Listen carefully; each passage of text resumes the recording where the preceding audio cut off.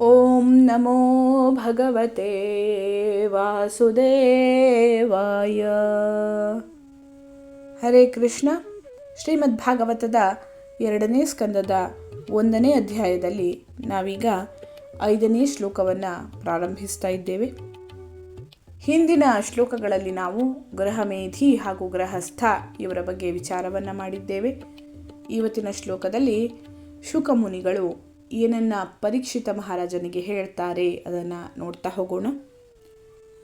ತಸ್ಮಾತ್ ಭಾರತ ಸರ್ವಾತ್ಮ ಭಗವಾನೀಶ್ವರೋ ಹರಿಃ ಶ್ರೋತವ್ಯಃ ಕೀರ್ತಿತವ್ಯಶ್ಚ ಸ್ಮರ್ತವ್ಯಶ್ಚೇಚ್ಛತಾ ಭಯಂ.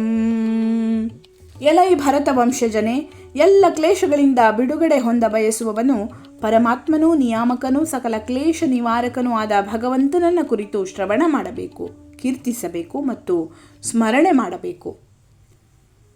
ಹಿಂದಿನ ಶ್ಲೋಕದಲ್ಲಿ ಶುಕಮುನಿಗಳು ಈ ಲೌಕಿಕ ಆಸಕ್ತಿಯ ಮೂಢರೆಲ್ಲ ಹೇಗೆ ನಿದ್ದೆ, ಭೋಗ, ಹಣಕಾಸಿನ ಏಡಿಗೆ, ನಶ್ವರತೆಯ ಗಾಳಿಯಲ್ಲಿ ತೇಲಿ ಹೋಗುವ ಬಂಧುಗಳ ನಿರ್ವಹಣೆ ಮೊದಲಾದವುಗಳಲ್ಲಿ ತಮ್ಮ ಅಮೂಲ್ಯ ಸಮಯವನ್ನು ಹಾಳು ಮಾಡಿಕೊಳ್ಳುತ್ತಾರೆ ಎಂಬುದನ್ನು ಸ್ಪಷ್ಟಪಡಿಸಿದ್ದಾರೆ. ಈ ಎಲ್ಲ ಲೌಕಿಕ ಕಾರ್ಯಗಳಲ್ಲಿ ತೊಡಗಿ ಜೀವಾತ್ಮನು ಕರ್ಮ ಶ್ರಮದ ಚಕ್ರಕ್ಕೆ ಸಿಕ್ಕಿಕೊಳ್ಳುತ್ತಾನೆ. ಈ ಚಕ್ರವು ಜೀವಿಯನ್ನು ಜಲಚರಗಳು, ಸಸ್ಯವರ್ಗ, ಉರಗವರ್ಗದ ಪ್ರಾಣಿಗಳು, ಪಕ್ಷಿಗಳು, ಪಶುಗಳು, ಅನಾಗರಿಕ ಮಾನವರು, ಕರ್ಮಶ್ರಮದ ಸುಳಿಯಿಂದ ಪಾರಾಗಲು ಅವಕಾಶ ಇರುವ ಮಾನವರು ಮೊದಲಾದ 84 ಲಕ್ಷ ಜೀವಯೋನಿಗಳಲ್ಲಿ ಹುಟ್ಟು ಸಾವುಗಳ ಸರಣಿಗೆ ಒಳಪಡಿಸುತ್ತದೆ.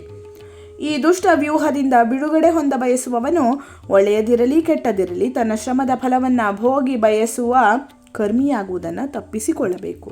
ಒಳ್ಳೆಯ ಅಥವಾ ಕೆಟ್ಟ ಕೆಲಸವನ್ನು ತನ್ನ ಸಲುವಾಗಿ ಯಾವ ಜೀವಿಯೂ ಬಯಸಕೂಡದು. ಅವನು ಎಲ್ಲದರ ಪರಮಪ್ರಭುವಾದ ಭಗವಂತನ ಪರವಾಗಿ ಎಲ್ಲ ಕರ್ಮಗಳನ್ನು ಮಾಡಬೇಕು. ಕರ್ಮದ ಈ ಪ್ರಕ್ರಿಯೆಯನ್ನು ಭಗವದ್ಗೀತೆಯಲ್ಲಿ ಹೇಳಲಾಗಿದೆ. ಅದರಲ್ಲಿ ಭಗವತ್ಪರವಾಗಿ ಹೇಗೆ ಕರ್ಮದಲ್ಲಿ ತೊಡಗಬೇಕೆಂಬುದು ಸ್ಪಷ್ಟಪಡಿಸಲಾಗಿದೆ. ಆದ್ದರಿಂದ ಮೊದಲು ಭಗವಂತನ ಬಗೆಗೆ ಶ್ರವಣ ಮಾಡಬೇಕು. ಪರಿಪೂರ್ಣವಾಗಿ ಮತ್ತು ವಿವರವಾಗಿ ಶ್ರವಣ ಮಾಡಿ ಭಗವಂತನ ಕಾರ್ಯಗಳನ್ನು, ಲೀಲೆಗಳನ್ನು ಕೊಂಡಾಡಬೇಕು. ಹಾಗೆ ಮಾಡುವುದರಿಂದ ಭಗವಂತನ ದಿವ್ಯ ಸ್ವರೂಪವನ್ನು ಸತತವಾಗಿ ಸ್ಮರಿಸಲು ಸಾಧ್ಯವಾಗುತ್ತದೆ. ಭಗವಂತನ ಬಗೆಗೆ ಶ್ರವಣ ಸಂಕೀರ್ತನೆಯಲ್ಲಿ ತೊಡಗುವುದು ಭಗವಂತನ ದಿವ್ಯ ಸ್ವರೂಪಕ್ಕೆ ಸಂವಾದಿಯಾದುದು. ಆದ್ದರಿಂದ ಯಾವಾಗಲೂ ಭಗವಂತನ ಸಹವಾಸದಲ್ಲಿ ಇರಲು ಅದರಿಂದ ಸಾಧ್ಯವಾಗುತ್ತದೆ. ಎಲ್ಲ ಬಗೆಯ ಭಯಗಳಿಂದ ಬಿಡುಗಡೆಯೂ ಸಿಕ್ಕುತ್ತದೆ. ಎಲ್ಲ ಜೀವಿಗಳ ಹೃದಯದಲ್ಲಿ ಸ್ಥಾಪಿತವಾಗಿರುವ ಪರಮಾತ್ಮನು ಹಿಂದೆ ಹೇಳಿದ ಶ್ರವಣ ಮತ್ತು ಸಂಕೀರ್ತನ ವಿಧಾನದಿಂದ ಸೃಷ್ಟಿಯಲ್ಲಿರುವ ಎಲ್ಲ ಜೀವಿಗಳನ್ನು ತನ್ನ ಬಳಿಗೆ ಬರುವಂತೆ ಆಹ್ವಾನಿಸುತ್ತಾನೆ. ಈ ಶ್ರವಣ ಮತ್ತು ಕೀರ್ತನ ವಿಧಾನವು ಪ್ರತಿಯೊಬ್ಬನಿಗೂ ಅನ್ವಯಿಸುತ್ತದೆ. ದೈವವು ಅವರನ್ನು ಯಾವುದೇ ರಂಗದಲ್ಲಿ ನಡೆಸುತ್ತಿರಲಿ, ಈ ವಿಧಾನಗಳಲ್ಲಿ ತೊಡಗಿರುವವರಿಗೆ ಅಂತಿಮ ಜಯವನ್ನು ಅದು ತಂದುಕೊಡುತ್ತದೆ. ಮಾನವರಲ್ಲಿ ಅನೇಕ ಶ್ರೇಣಿಯವರಿದ್ದಾರೆ. ಕರ್ಮಶ್ರಮಿಗಳು, ಪ್ರತ್ಯಕ್ಷವಾದಿ ದಾರ್ಶನಿಕರು, ಅಷ್ಟಾಂಗ ಯೋಗಿಗಳು ಮತ್ತು ಕೊನೆಯದಾಗಿ ಶುದ್ಧಾಂಗ ಭಕ್ತರು. ಅವರೆಲ್ಲರ ಬಯಕೆಯ ವಿಜಯಕ್ಕೆ ಒಂದೇ ಪ್ರಕ್ರಿಯೆ ಅನ್ವಯವಾಗುತ್ತದೆ. ಪ್ರತಿಯೊಬ್ಬನೂ ಎಲ್ಲ ಬಗೆಯ ಭಯಗಳಿಂದ ಮುಕ್ತನಾಗಲು ಬಯಸುತ್ತಾನೆ ಮತ್ತು ಜೀವನದಲ್ಲಿ ಸಂಪೂರ್ಣ ವ್ಯಾಪ್ತಿಯ ಸುಖವನ್ನು ಹೊಂದಲು ಬಯಸುತ್ತಾನೆ. ಇದನ್ನು ಹೊಂದುವ ಪರಿಪೂರ್ಣ ಪ್ರಕ್ರಿಯೆಯನ್ನು ಪ್ರಸ್ತುತದಲ್ಲಿ ಶ್ರೀಮದ್ ಭಾಗವತವು ತಿಳಿಸಿಕೊಡುತ್ತದೆ. ಶ್ರೀ ಶುಕಮುನಿಗಳಂತಹ ಆಚಾರ್ಯರು ಅದನ್ನು ಹೇಳಿದ್ದಾರೆ. ಭಗವಂತನ ಶ್ರವಣ ಸಂಕೀರ್ತನೆಗಳಿಂದ ನಮ್ಮ ಎಲ್ಲ ಕಾರ್ಯಗಳು ಆಧ್ಯಾತ್ಮ ಕಾರ್ಯಗಳಾಗಿ ಪರಿಣಮಿಸುತ್ತವೆ. ನಮ್ಮ ಭೌತಿಕ ಕ್ಲೇಶಗಳ ಎಲ್ಲ ಭಾವನೆಗಳು ಸಮಗ್ರವಾಗಿ ನಾಶ ಹೊಂದುತ್ತವೆ. ಮುಂದಿನ ಶ್ಲೋಕ 6ನೆಯ ಶ್ಲೋಕ. ಏತಾವಾನ್ ಸಾಂಖ್ಯಯೋಗಾಭ್ಯಾಂ ಸ್ವಧರ್ಮ ಪರಿನಿಷ್ಠಯ ಜನ್ಮಲಾಭಃ ಪರಃ ಪುಂಸಾಂ ಅಂತೆ ನಾರಾಯಣ ಸ್ಮೃತಿ.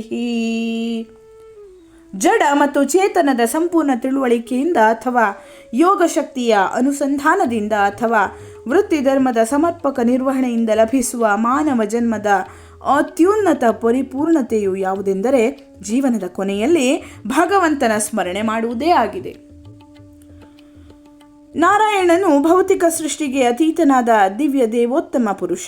ಸೃಷ್ಟಿ ಸ್ಥಿತಿ ಲಯಗಳ ನಿಯಮಕ್ಕೆ ಸಿಕ್ಕುವ ಪ್ರತಿಯೊಂದು ವಸ್ತುವು ಮಹತ್ತತ್ವದ ಕಕ್ಷೆಯಲ್ಲೇ ಬರುತ್ತದೆ. ಅದಕ್ಕೆ ಭೌತಿಕ ಜಗತ್ತು ಎಂದು ಹೆಸರು. ನಾರಾಯಣನ ಅಸ್ತಿತ್ವವು ಈ ಮಹತ್ತತ್ವದ ಕಕ್ಷೆಯಲ್ಲಿ ಬರುವುದಿಲ್ಲ. ಆದುದರಿಂದ ನಾರಾಯಣನ ನಾಮ, ರೂಪ, ಗುಣಗಳು ಭೌತಿಕ ಜಗತ್ತಿನ ವ್ಯಾಪ್ತಿಗೆ ಮೀರಿದವು.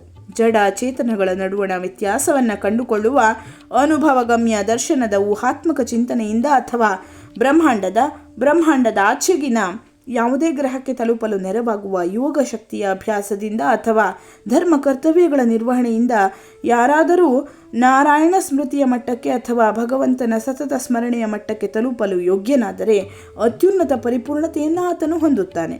ಇದು ಶುದ್ಧ ಭಕ್ತನ ಸಹವಾಸದಿಂದ ಮಾತ್ರ ಲಭ್ಯವಾಗುತ್ತದೆ. ಅಂತಹ ಶುದ್ಧ ಭಕ್ತನು ದಿವ್ಯ ಗ್ರಂಥಗಳಲ್ಲಿ ಗೊತ್ತುಪಡಿಸಿರುವ ವಿಧಿಗಳಿಗೆ ಅನುಸಾರವಾಗಿ ಎಲ್ಲ ಜ್ಞಾನಿಗಳ, ಯೋಗಿಗಳ ಅಥವಾ ಕರ್ಮಿಗಳ ದಿವ್ಯ ಕಾರ್ಯಗಳಿಗೆ ಅಂತಿಮ ರೂಪವನ್ನು ಕೊಡಬಲ್ಲನು. ಭಗವಂತನ ಭಕ್ತಿ ಕೈಂಕರ್ಯದಲ್ಲಿ ತೊಡಗಿದ ನಂತರವೇ ಪರಿಪೂರ್ಣತೆಯನ್ನು ಗಳಿಸಿದ ಸನಕನೇ ಮೊದಲಾದ ಋಷಿಗಳು ಅಥವಾ 9 ಜನ ಪ್ರಸಿದ್ಧ ಯೋಗೀಂದ್ರರು ಆಧ್ಯಾತ್ಮಿಕ ಪರಿಪೂರ್ಣತೆಯನ್ನು ಪಡೆದುಕೊಂಡ ಅನೇಕ ಐತಿಹಾಸಿಕ ನಿದರ್ಶನಗಳಿವೆ. ಜ್ಞಾನಿಗಳು ಅಥವಾ ಯೋಗಿಗಳು ಅನುಸರಿಸುವ ವಿಧಾನಗಳನ್ನು ಭಕ್ತಿ ಸೇವಾ ಪಥದಿಂದ ವಿಮುಖನಾಗಿ ಯಾವ ಭಗವದ್ಭಕ್ತನೂ ಅನುಸರಿಸಿಲ್ಲ. ಪ್ರತಿಯೊಬ್ಬನೂ ತನ್ನ ವಿಶಿಷ್ಟ ಕಾರ್ಯದ ಪರಿಪೂರ್ಣತೆಯ ಸ್ಥಿತಿಯನ್ನು ಪಡೆಯಲು ಕಾತರನಾಗಿರುತ್ತಾನೆ. ಅಂತಹ ಪರಿಪೂರ್ಣ ಸ್ಥಿತಿಯನ್ನು ನಾರಾಯಣ ಸ್ಮೃತಿ ಎಂದು ಕರೆಯಲಾಗಿದೆ. ಈ ಸ್ಥಿತಿಯನ್ನು ಹೊಂದಲು ಪ್ರತಿಯೊಬ್ಬನೂ ಆದಷ್ಟು ಹೆಚ್ಚು ಸಾಧನೆಯನ್ನು ಮಾಡಬೇಕು. ಜೀವನದ ಪ್ರತಿಯೊಂದು ಸ್ಥಿತಿಯಲ್ಲಿಯೂ ದೇವೋತ್ತಮನನ್ನು ಪ್ರಗತಿಪರವಾಗಿ ಸ್ಮರಿಸಲು ಶಕ್ತನಾಗುವ ರೀತಿಯಲ್ಲಿ ಪ್ರತಿಯೊಬ್ಬನೂ ತನ್ನ ಜೀವನವನ್ನು ರೂಪಿಸಿಕೊಳ್ಳಬೇಕು. ಮುಂದೆ ಶುಕಮುನಿಗಳು ಪರೀಕ್ಷಿತ ಮಹಾರಾಜನಿಗೆ ಏನು ಹೇಳ್ತಾರೆ ಅನ್ನುವಂಥದ್ದನ್ನು ಮುಂದಿನ ಶ್ಲೋಕದಲ್ಲಿ, ಮುಂದಿನ ವಿಡಿಯೋದಲ್ಲಿ ನೋಡ್ತಾ ಹೋಗೋಣ. ಧನ್ಯವಾದಗಳು. ಲೋಕಾಹ ಸಮಸ್ತಾಹ ಸುಖಿನೋ ಭವಂತು.